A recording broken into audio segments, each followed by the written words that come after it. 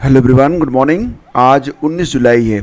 ECC ई educator के बारे में बात करते हैं। जैसा कि आप लोग जानते हैं कि ये लगातार दूसरा सत्र है। पिछले साल भर्ती जब आई थी 10,684 पदों पर भर्ती आई थी और इस बार कुल 8,800 पदों पर विज्ञापन जारी किया गया। और इस बार यानी कि 2025 में जो भर्ती आई थी 8,800 पदों पर, तो कहा गया था कि 30 सितंबर तक आवेदन की प्रक्रिया पूरी करके नियुक्तियां दे दी जाएंगी। 7 जुलाई से आवेदन स्टार्ट होंगे। लेकिन दोस्तों, फ़िलहाल अभी ईसीसी एजुकेटर के लिए वर्तमान समय में जो 8800 पद हैं उस पर किसी भी ज़िले में आवेदन की प्रक्रिया स्टार्ट नहीं हुई है। अभी जो पिछली वैकेंसी यानी कि 10,684 पदों पर जो पिछले साल 2024 में भर्ती आई थी, तो उसमें भी अभी कई सारे ज़िले हैं जहां पर आवेदन की प्रक्रिया चल रही है। आवेदन कैसे करेंगे आप लोग? तो जो लोग पहले से इस चैनल से जुड़े हुए हैं उनको मैं बता चुका हूं कि सेवा योजन का जो ये पोर्टल है, इसका लिंक मैं आपको डिस्क्रिप्शन में दे दूंगा, sevayojan.up.nic.in। यहाँ पर जाएंगे आप तो फिर ये पेज इस प्रकार से आपको शो होगा और नीचे जाकर आप ज़िलेवार सर्च कर सकते हैं कि आपके ज़िले में वैकेंसी है या नहीं है। एग्जैक्टली क्या है कि यहाँ पर वैकेंसी जो है ना वो ग्रुप में दिखाई देती हैं। मतलब जैसे कि आप यहाँ पर देखेंगे तो ये जो पहली वैकेंसी आप देख पा रहे हैं ईसीसी एजुकेटर की वैकेंसी है। अनिवार्य शैक्षिक योग्यता में लिखा गया है बैचलर ऑफ होम साइंस।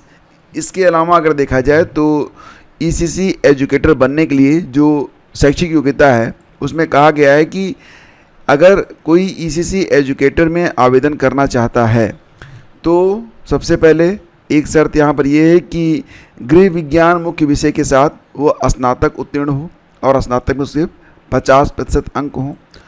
इसके अलावा ये कहा गया है कि अगर मान लेते हैं कि कोई गृह विज्ञान में स्नातक नहीं है लेकिन उसने नर्सरी अध्यापक शिक्षा या फिर एनटीटी, सीटी नर्सरी, डीपीएससी का कम से कम 2 वर्ष की अवधि का डिप्लोमा या कोई समकक्ष योग्यता उसने निर्धारित किया हो तो वो भी आवेदन कर सकता है। आवेदनकर्ता की अधिकतम उम्र जो है वो 40 साल से अधिक नहीं होनी चाहिए और मानदेय मिलता है 10,313 रुपये। तो फिलहाल अगर देखा जाए तो अभी नई वैकेंसीज तो आई नहीं है। यहाँ पर जो वैकेंसी आपको शो हो रही है ईसीसी एजुकेटर की, ये भर्ती जो है फिलहाल पिछले साल जो वैकेंसी आई थी 10,684 पदों के सापेक्ष, उसी पर आवेदन की प्रक्रिया अभी चल रही है। जैसे कि आप देखेंगे यहाँ पर तो जालौन में यहाँ पर वैकेंसी शो हो रही है।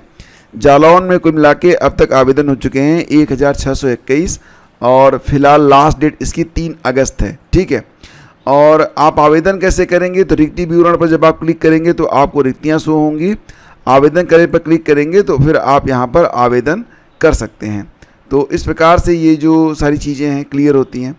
आप देखेंगे यहाँ पर तो वैकेंसी जालौन की है। जालौन के अलावा देखेंगे ईसीसी एजुकेटर में यहाँ पर कुछ भर्तियाँ और भी हैं। प्रतापगढ़ से वैकेंसी आई हुई है जिसमें 19 तारीख यानी कि आज ही लास्ट डेट है। इसके अलावा देखेंगे तो ईसीसी एजुकेटर में एक भर्ती और भी है जो कि शाहजहाँपुर से है, 19 तारीख यहाँ पर लास्ट डेट है। तो कुछ ज़िलों के बारे में मैं आपको यहाँ पर बता देता हूँ। जैसे कि मैंने यहाँ पर क्लिप बना के रख लिया है क्योंकि वेबसाइट थोड़ी ना स्लो चलती है। आप यहाँ पर देखेंगे इस प्रकार से हो रहा है। तो यहाँ पर देखिए फतेहपुर में 27/7 तक आप आवेदन कर सकते हैं। ठीक है, फतेहपुर में।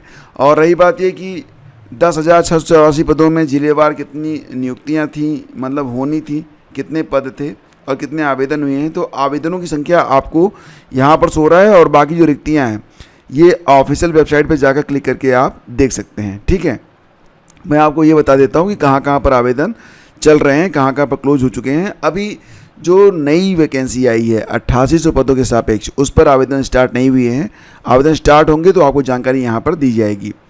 तो फिलहाल ये हो गया आपका फतेहपुर, 27/7 लास्ट डेट है।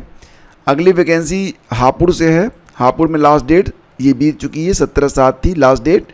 और यहाँ पर कुल आवेदन कितने हुए थे? मात्र 202 आवेदन हुए थे। नेक्स्ट आपका है यहाँ पर अयोध्या। अयोध्या में भी आवेदन की तिथि बीत चुकी है, 17/7 तक आवेदन यहाँ पर होने थे। कुल आवेदन काफ़ी ज़्यादा हुए हैं, 2,808 आवेदन यहाँ पर हुए हैं। नेक्स्ट आपका है प्रतापगढ़। प्रतापगढ़ में 19 तारीख यानी कि आज लास्ट डेट है और 1,095 तक आवेदन जो है हो चुके हैं, तो आवेदन आज भी बढ़ेंगे। इसके बाद देखते हैं अगली वैकेंसी है जालौन से, जो कि मैंने आपको बताया था 3 अगस्त तक आप आवेदन कर सकते हैं। 1340 पद हैं, ठीक है। नेक्स्ट आपका है यहाँ पर शाहजहाँपुर में कुल कितने पद हैं, तो आप रिक्ति विवरण पर क्लिक करके देख सकते हैं। कुल 8,868 पदों पर अब तक आवेदन हो चुके हैं। शाहजहाँपुर में लास्ट डेट आज ही है, यानी कि 19 जुलाई को, ठीक है। मऊ में जो लास्ट डेट है बीत चुकी है। कुल 2,163 पदों पर आवेदन हुए। नेक्स्ट वैकेंसी ऑल, यानी कि ये भर्ती ऐसी थी जहाँ पर सभी जिलों के जो आवेदक थे आवेदन कर सकते थे। तो भयंकर आवेदन हुए यहाँ पर, 5,812 आवेदन यहाँ पर हुए हैं। तो दोस्तों ये पूरी जानकारी है।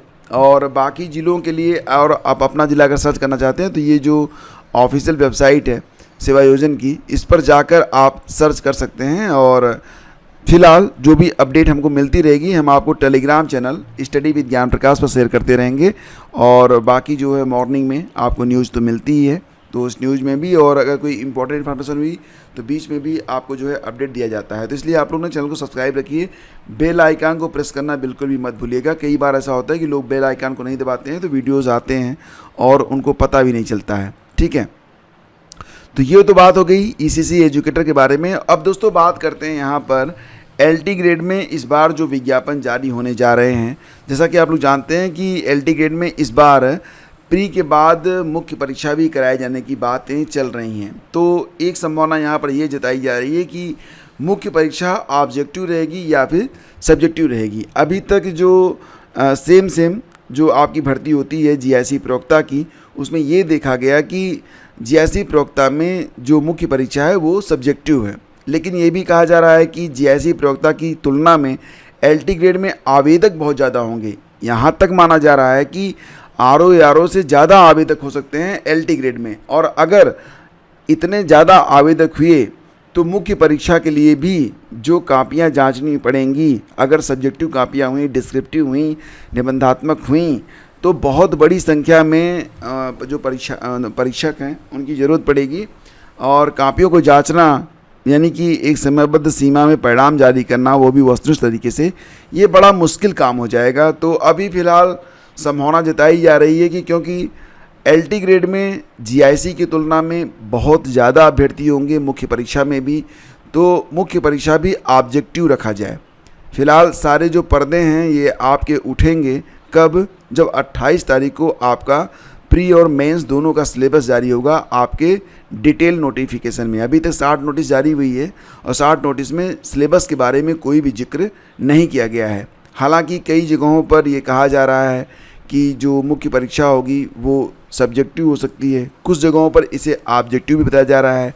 और अभी तक जीआईसी प्रवक्ता का जो पैटर्न है, जीआईसी प्रवक्ता भर्ती का जो पैटर्न है, तो उसके बारे में अगर बात करें तो जीआईसी प्रवक्ता में प्री और मेंस की परीक्षा होती है और मेंस जो है जीआईसी प्रवक्ता में सब्जेक्टिव रहा है। तो एक उम्मीद ये भी थी कि एलटी ग्रेड में भी जो मेंस होगा वो आपका सब्जेक्टिव हो सकता है, लेकिन फ़िलहाल संख्या को देखते हुए मेंस भी ऑब्जेक्टिव रखा जा सकता है। तो अंतिम निर्णय में थोड़ा समय है। एक बात और भी कि कुछ अभ्यर्थी जो हैं परेशान हैं इस बात को लेकर कि जीआईसी प्रवक्ता भर्ती और जो आपका यहाँ पर एलटी ग्रेड की भर्ती है, दोनों में इंटरव्यू लागू होने जा रहा है। अभी कुछ दिन पहले अखबारों में ये न्यूज़ आई थी, उसके बाद से कुछ चैनल वाले हैं यूट्यूब पर जिन्होंने ये बात कह दी थी। तो फिलहाल अभी भ्रम न फैलाएं, यहाँ पर एलटी ग्रेड में और जीआईसी प्रवक्ता में इंटरव्यू लागू होने की कोई जानकारी प्राप्त नहीं हो रही है, तो आपको बिल्कुल भी भ्रम में नहीं रहना है। हाँ, ये बात अलग है कि 6 साल के बाद एलटी जीआईसी भर्ती में बड़ी संख्या में प्रतियोगी छात्र बाहर होने जा रहे हैं, क्योंकि जो उम्र सीमा है वो 40 साल रखी गई है। और क्योंकि बहुत बड़े दिनों के बाद अगर जीआईसी को देखें तो 2020 के बाद, एलटी को देखें तो उसके मतलब 2018 के बाद ये भर्ती आ रही है।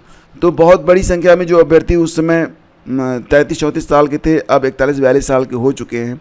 तो वो डिमांड कर रहे हैं कि कम से कम उनको 5 साल की छूट तो दे दो भाई, भर्ती तो आ रही है, हमने तैयारी भी कर रखी है, अब यहाँ पर उम्र सीमा आने आ रही है तो कम से कम 5 साल की छूट तो दे दो।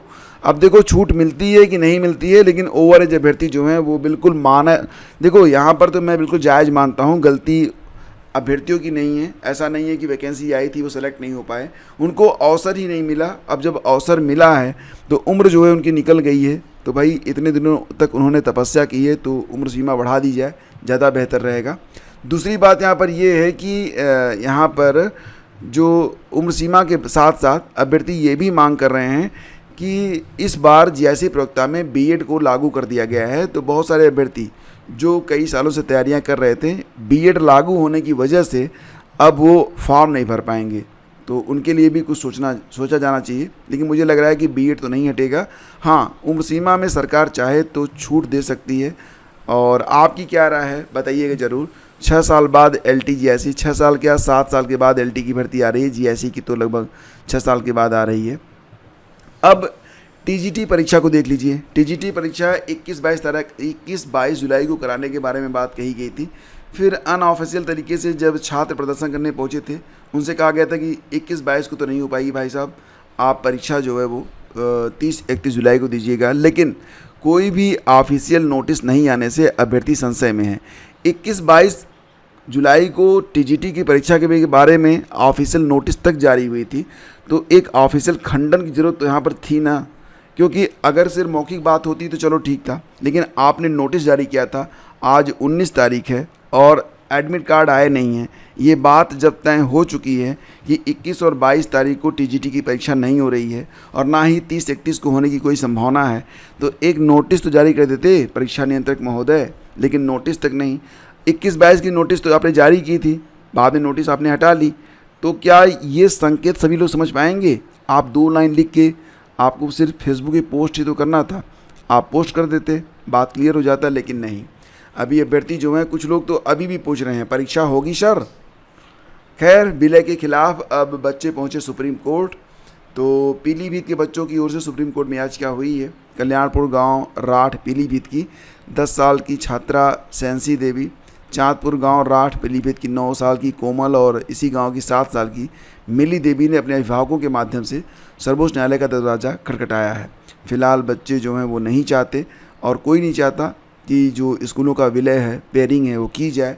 और फिलहाल यहाँ पर देखा जाए तो लखनऊ से एक खबर ये निकल रही है कि कम छात्र नामांकन वाले परिषदीय विद्यालयों के विलय के बाद स्थानीय ज़रूरतों को देखते हुए संशोधन भी किया जा रहा है। देवरिया में 30 विद्यालय ऐसे हैं जिनका विलय जो था, पेयरिंग जो थी, वो रद्द की गई है। डिमांड यहाँ पर जो ग्रामीण थे उनकी भी थी कि पेयरिंग जो है रद्द हो, छात्रों का नामांकन भी बढ़ा और विद्यालयों के बीच अत्यधिक दूरी भी थी। तो यहाँ पर ये जो संशोधन किया गया है, 30 स्कूलों का विलय देवरिया में रद्द किया गया है। और ये भाई साहब महाराष्ट्र में इनका अलग ही चल रहा है, हिंदी अनिवार्य हुई तो स्कूलों को बंद करा देंगे राज ठाकरे। तो ऐसे ही किसी की पॉलिटिक्स ख़त्म नहीं होती है, मतलब ये ना अपने साथ शिवसेना को लेकर जाएंगे, इनका तो दिमाग ही ख़राब हो गया है। खैर, आगे बढ़ते हैं। और यहाँ पर एक खबर ये भी है कि यूपी बोर्ड ने तैयार की प्रदेश भर के डिफ़ाल्टर स्कूलों की सूची। शून्य नामांकन वाले 335 स्कूल पाए गए हैं। इनको कारण बताओ नोटिस जारी की गई है। कहा गया है कि आप एडमिशन क्यों नहीं ले रहे हैं, बता दो, अदरवाइज मान्यता जो है रद्द कर दी जाएगी। और ऑनलाइन हाजिरी का आदेश वापस लेने पर शिक्षक जो है वो अड़े हुए हैं, कह रहे हैं भाई साहब ये हमारे बस का नहीं है, ऑनलाइन हाजिरी आप इसको बंद करवाइए। तो ये थी आज की अपडेट। थैंक यू हमसे जुड़ने के लिए। टेलीग्राम चैनल पर आपको लेटेस्ट अपडेट मिलती रहती है, जुड़ जाइएगा। और फिलहाल आज का सेशन यहीं पे समाप्त करते हैं। ईसीसी एजुकेटर के बारे में और अन्य भर्तियों के बारे में अधिक जानकारी चाहते हैं तो सब्सक्राइब कर लीजिएगा। धन्यवाद आपका।